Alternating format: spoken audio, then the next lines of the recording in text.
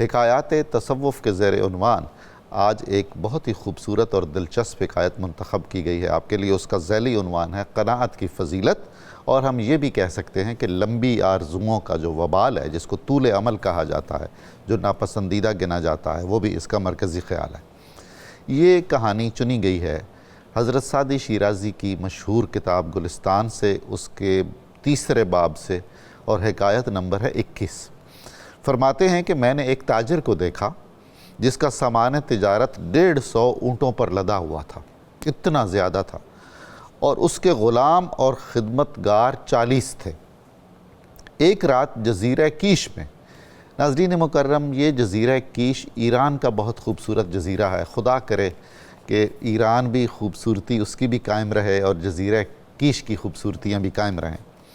کہ ایک رات وہ مجھے جزیرہ کیش میں اپنے کمرے میں لے گیا اور ساری رات جاگ کر بیکار باتیں کرتا رہا، خود بھی بے آرام رہا، مجھے بھی بے آرام رکھا۔ کہتا تھا میرا فلاں مال، اس کا ذخیرہ ترکستان میں ہے، ہندوستان میں میری فلاں جنس فلاں انبار میں موجود ہے، گودام میں موجود ہے، یہ کاغذات میری فلاں زمین اور جائیداد کے ہیں، اور فلاں سودے کا ضامن فلاں شخص ہے۔ کبھی کہتا کہ میرا اسکندریہ جانے کا خیال ہے کیونکہ وہاں کا موسم اچھا ہے۔ پھر خود ہی کہتا نہیں، خلیج مصر میں طغیانی بہت ہے، جانا خطرے سے خالی نہیں ہوگا۔ اے سعدی، مجھے ایک اور سفر درپیش ہے، اگر وہ ممکن ہو سکے تو پھر میں باقی ساری عمر گوشہ نشین رہوں گا اور قناعت اختیار کروں گا۔ اندازہ فرمائیے آگے آپ مختصر سا سفر جو بابا جی نے بتایا۔ سعدی کہتے ہیں کہ میں نے ان سے پوچھا، تاجر سے، کہ وہ کون سا سفر ہے جو آپ کرنا چاہتے ہیں؟ کہنے لگا کہ بس یہی کہ ایرانی گندھک چین لے جانا چاہتا ہوں، اس لیے کہ میں نے سنا ہے کہ چین میں وہ بھاری قیمت پر فروخت ہو جاتی ہے۔ چین سے برتن لے کر روم آنا چاہتا ہوں، روم میں اس کے اچھے دام مل جاتے ہیں۔ پھر روم سے بہت عمدہ اور نفیس ریشمی کپڑے لے کر ہندوستان کا سفر کرنا چاہتا ہوں، وہاں اس کا ریٹ بہت اچھا ہے۔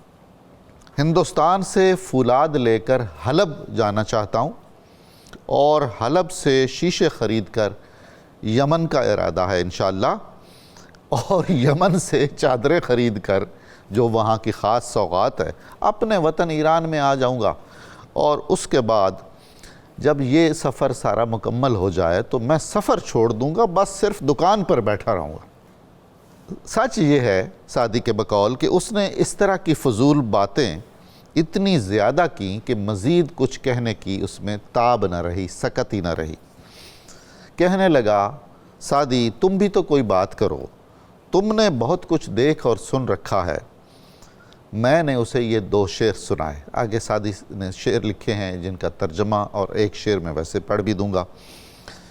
تم نے سنا ہے کہ غور کے جنگل میں، یہ غور افغانستان کا وہ علاقہ ہے جہاں کے غوری کہلاتے ہیں لوگ۔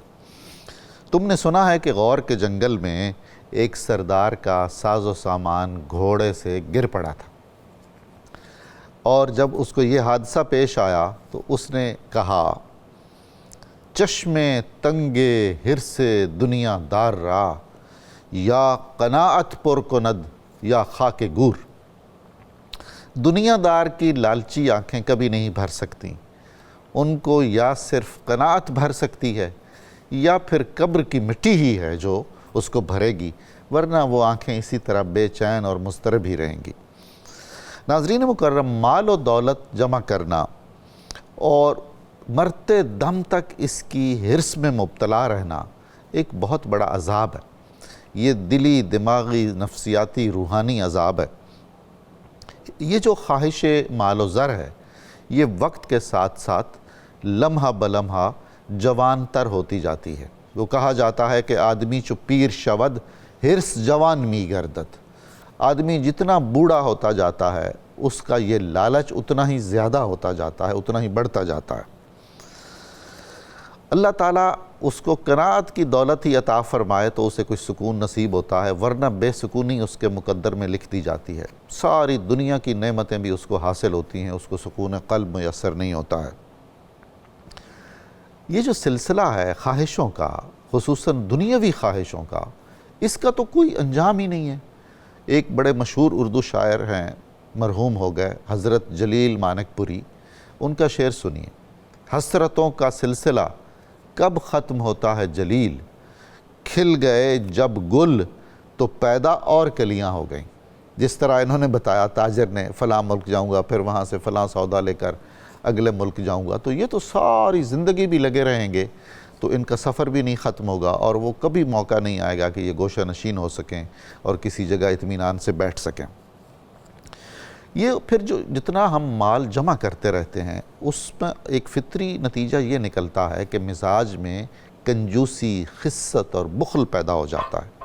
ہم وہ مال نہ خود اپنے آپ پر خرچ کرتے ہیں، نہ دوسروں پر، نہ اللہ کی راہ میں خرچ کرتے ہیں، اور ہمیں دل کا دورہ پڑنے لگتا ہے اگر اس مال میں کوئی کمی بیشی ہونے لگے تو۔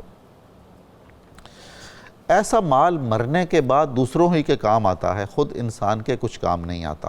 یہی سبب ہے کہ اللہ تعالیٰ نے قرآن کریم میں اور رسول خدا صلی اللہ علیہ وآلہ وسلم نے اپنی احادیث مبارکہ میں اور اپنے طرز عمل سے اس کی مذمت فرمائی ہے، اسے پسند نہیں کیا۔